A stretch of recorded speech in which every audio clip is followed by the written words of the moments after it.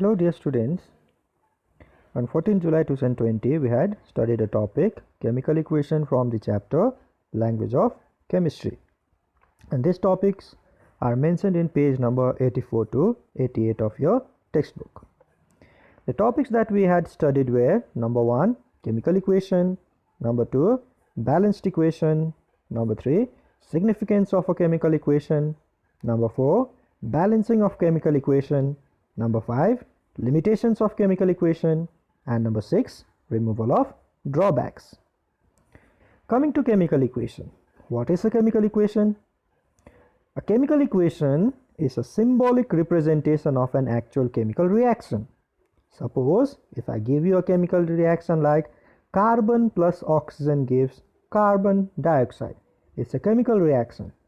Now if we use the symbol of carbon as C plus oxygen as O2 and then arrow formula for carbon dioxide as CO2, then the chemical reaction is now converted into a chemical equation, right?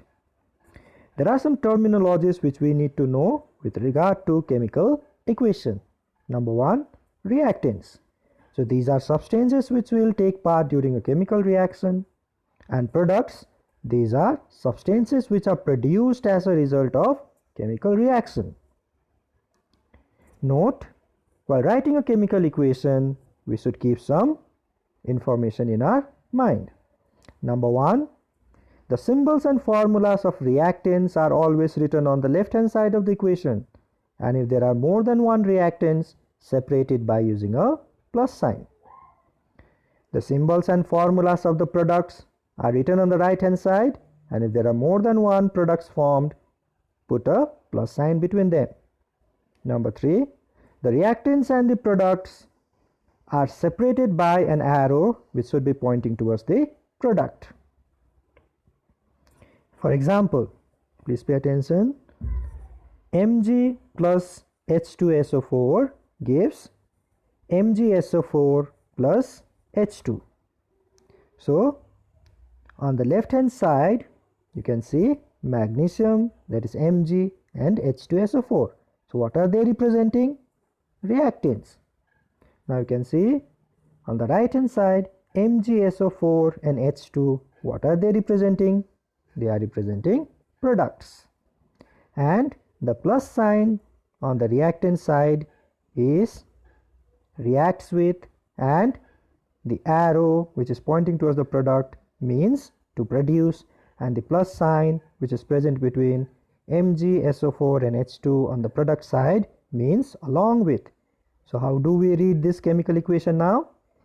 Mg reacts with H2SO4 to produce MgSO4 plus H2.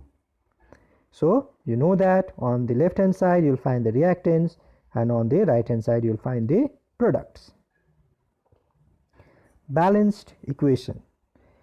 So what is a balanced equation?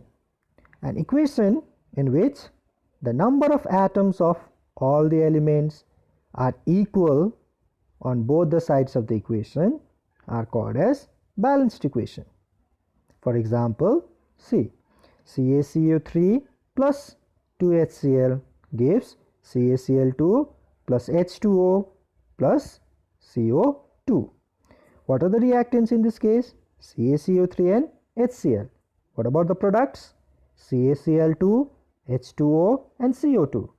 You just need to check whether the atoms on both the sides of the equation is equal or not with respect to element. So let's check. On the LHS we have one calcium atom, on RHS also we have one calcium atom. On the LHS we have one carbon atom, on RHS also we have one carbon atom. On left hand side we have 3 oxygen atom, on RHS we have 1 oxygen in water and 2 oxygen in carbon dioxide. So 1 plus 2 means 3. We have 2 hydrogen on LHS, we have 2 hydrogen on the RHS. We have 2 chlorine on the LHS, we have 2 chlorine on the RHS, which means the atoms of each element on both the sides of the equation is equal. So the above chemical equation is a balanced chemical equation.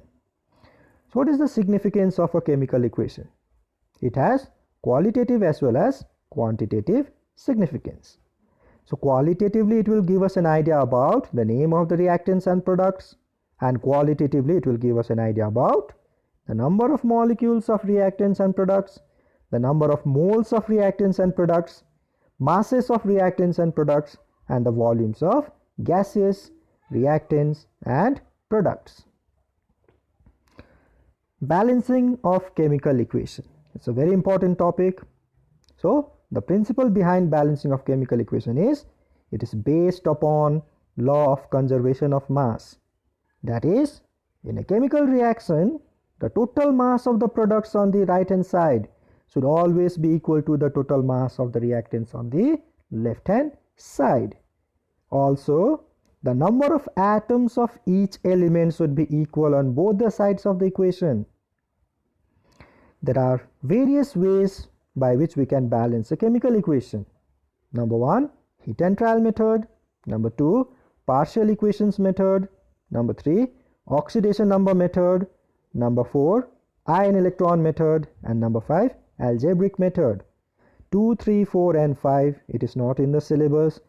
Only heat and trial method is there in your syllabus. So we are concentrating only on heat and trial method of balancing a chemical equation.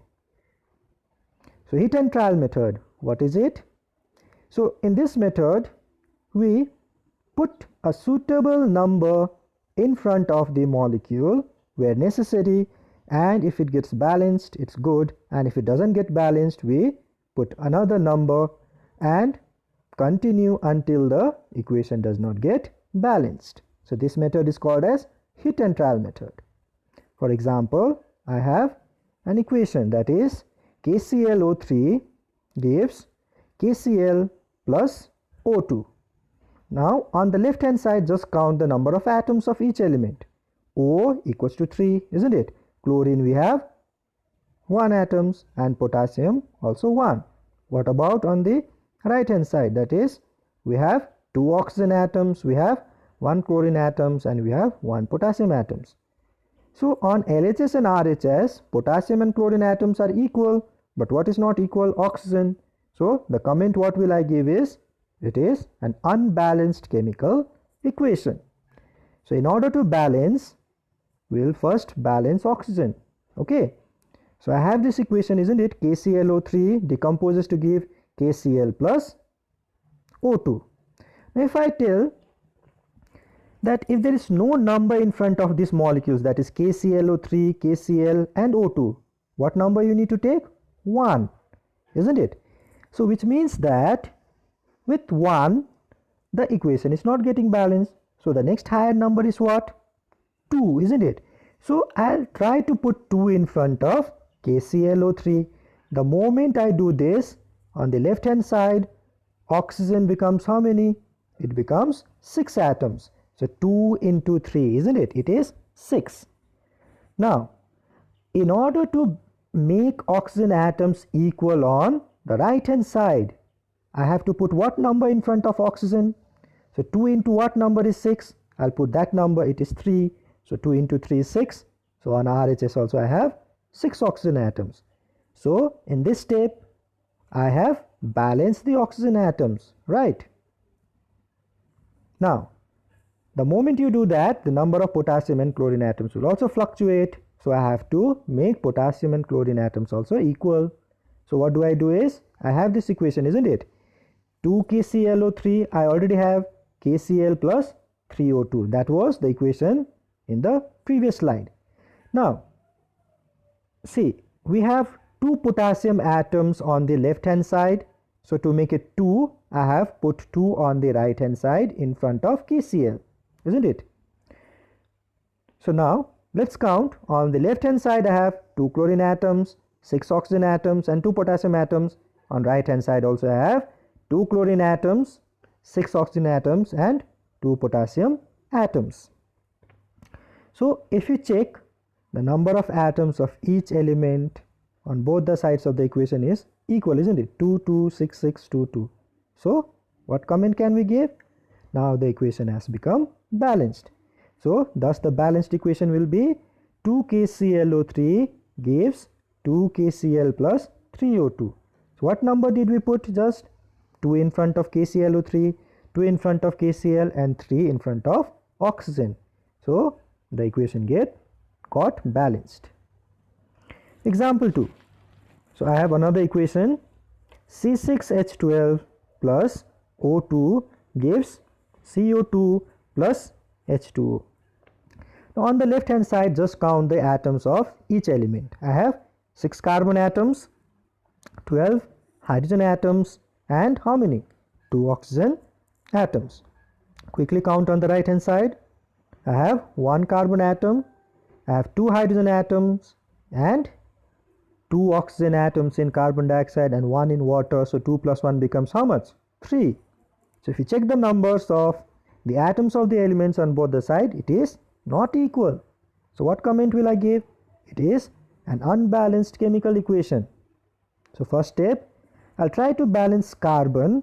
To do that, check on the left hand side I have how many carbon atoms? 6 carbon atoms. So to make 6 carbon atoms on the right hand side, I'll use what number? 6. For example, see, I have C6H12 plus O2 gives CO2 plus H2O. So what number will I put in front of carbon dioxide? 6. The moment I do that, on the left hand side I have 6 carbon atoms, 12 hydrogen atoms, and 2 oxygen atoms. On right hand side also I'll have how many carbon atoms? 6. 2 hydrogen atoms, and the oxygen atoms will now fluctuate. Now see, 2 into 6 is 12, and if we add 1 oxygen atom from the water, it will become 13. So by now we can see that in step 1, at least what element has got balanced now? The atoms of carbon on both the sides has got balanced. So comment I am giving, only carbon atom is balanced on both sides. Now in second step, I'll be balancing the hydrogen atoms. So let's check the equation. I have this equation, isn't it? C6H12 plus O2 gives CO2 plus H2O. Now for time being, ignore this 6 in front of H2O. Okay. Now go to the left hand side, C6H12. How many hydrogen atoms? 12 hydrogen atoms. So if we don't have that 6 in front of water, which means I have how many hydrogen atoms? 2. So 2 into what number is 12? 6. That is why I have inserted 6 in front of water. The moment I do that, I'll have how many carbon atoms? 6 carbon atoms. How many hydrogen? 12 hydrogen atoms on left hand side and 2 oxygen atoms on the left hand side. What about RHS? 6 carbon atoms. Okay, fine. What about hydrogen now? 2 into 6, 12. What about oxygen? For carbon dioxide, 2 into 6, 12 oxygen atoms. What about 6H2O? 6 oxygen. So 12 plus 6 is how much? 18. So if you compare the numbers on both the sides, you see that the atoms of carbon and hydrogen on both sides have got balanced. But what has not still got balanced? Oxygen atoms. Okay. So in step 3, I'll try to balance what? Oxygen atoms. So just check the equation. C6H12 plus O2 gives 6CO2 plus 6H2O. It's already there, isn't it? So oxygen is missing. We have to put O for H2O. Okay, that is missing. Now see, we have 18 atoms of oxygen on the right hand side. To make it 18 atoms of oxygen on the left hand side, what number should I put in front of oxygen? 2 into what number is 18? 9. So I'll be putting what number? 9. The moment I do that, I'll have what? 6 carbon atoms, 12 hydrogen atoms, and 18 oxygen atoms on the left hand side. On the right hand side, I'll have 6 carbon atoms, 12 hydrogen atoms, and what about oxygen? I have 12 oxygen in carbon dioxide, and it should be what? 6H2O, isn't it? I told you that O is missing. So I have 6 oxygen atoms on the water molecule, isn't it? So 6 into 2, 12 plus 6 means what? 18. So if you notice that now, the atoms of each element on LHS and RHS are now matching 6, 6, 12, 12, 18, 18. So what about this? I am giving a comment. Carbon, hydrogen and oxygen atoms are balanced on LHS and RHS. Therefore, the equation is balanced. So the balanced equation for this can be written as C6H12 plus 9O2 gives 6CO2 plus 6H2O. Right? So I have used what numbers? 9 in front of oxygen, 6 in front of carbon dioxide and 6 in front of water. That's how it got balanced. However, there are some limitations of a chemical equation. What about them? The physical states of the reactants and products, the reversibility of the reaction, the conditions necessary for the reaction to occur, the concentration of solution of the reactants and products, the heat changes during a chemical reaction, whether precipitate is formed or not, whether any gas is evolved or not, what time is taken for the reaction to take place, at what rate the chemical reaction is taking place, up to what extent the chemical reaction is taking place, the mechanism involved during the reaction, whether the catalyst is used or not. All these informations will not be there in the chemical equation. So, to overcome all these limitations, there are some rules which we need to follow. Number one, the physical state of the reactants and products can be indicated by using some symbols, that small s for solids, small l for liquids and small g for gases, and AQ for aqueous solution. What is aqueous solution?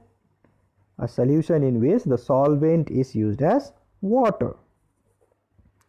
For example, I have this equation, that is Zn plus 2HCl gives ZnCl2 plus H2.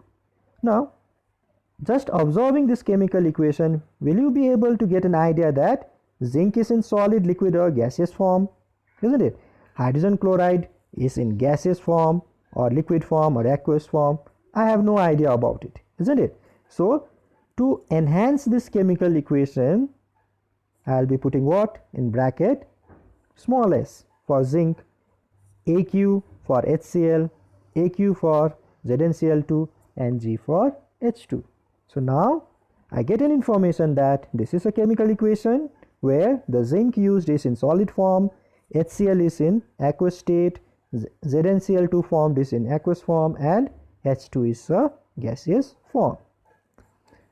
The conditions necessary for the reaction to occur are represented along with the arrows between the reactants and products. I'll give you an example. FeS plus S in bracket S gives FeS in bracket S. So what information I get from this equation? I have iron, I have sulfur and I have iron sulfide. Iron is in solid state, sulfur is in solid state and FeS formed is also in solid state. But what about the condition? What condition is required for this reaction to take place? I have to provide this condition in this equation on top of the arrow, like heat. So what is the condition required for this reaction to take place? Heat. So the condition should be mentioned always above the arrow or below the arrow. The concentration of the solution and reactants can be indicated by writing DIL for dilute and CuNC for concentrated solutions. For example, I have this equation Cu plus 2H2SO4 gives CuSO4 plus SO2. So, if I observe this equation, I get an idea about the reactants, the products, what is the physical state of the reactants, what is the physical state of the products. But at what concentration, what is the concentration of the acid used is not mentioned. So to enhance this equation, what will I do is, I'll put CONC below sulfuric acid, which means that in this equation the acid used is in which form? Concentrated form.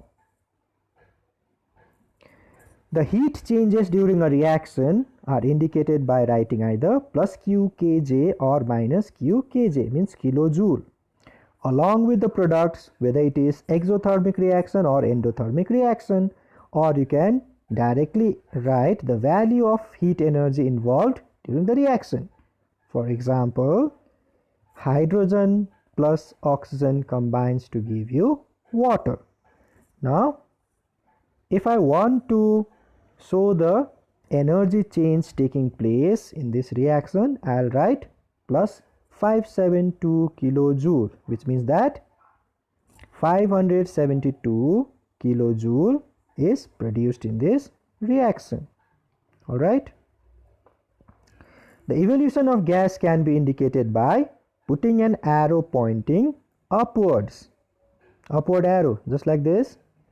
I have an equation like Zn plus H2SO4 gives ZnSO4 plus H2. Now, if I want to show that a gas is evolved in this equation, so which gas is evolved in this equation? Hydrogen, isn't it? To indicate it properly, I'll be putting what arrow? Upward arrow. For whom? For hydrogen, isn't it? Which means that this hydrogen is a gas. And upward arrow means gases always rise upwards. Number 6. The formation of precipitate is indicated by putting an arrow pointing downward like this, or by writing the word PPT, means precipitate below the formula of the product formed. Example, AgNO3 plus NaCl gives NaNO3 plus AgCl. Now if I say that AgCl is the precipitate formed in this reaction, so how do I indicate it? By putting a downward arrow. If you don't want to put downward arrow, then what do we need to write? PPT just below the precipitate product formed. So, all right. In case of reversible reaction, a double-headed arrow like this should be used between the reactants and the products. For example, nitrogen reacts with oxygen to give 2NO. So if I want to indicate that this reaction is a reversible reaction between the reactants and the products, I'll be using what? A double-headed arrow. And what is that 3000 degrees Celsius representing? The condition at which this reaction takes place. The rate of the reaction can be indicated by writing slow or fast along with the products. Some reactions takes place fast, some takes a long time to take place. So for example, 2NO plus O2 gives 2NO2. So if I want to show that this reaction takes place fast, in bracket I'll write fast. And 2CO plus O2 gives 2CO2. If I want to show that this reaction takes quite a long time, so I'll write slow in bracket. So this is the end of the slide. Thank you and have a nice day.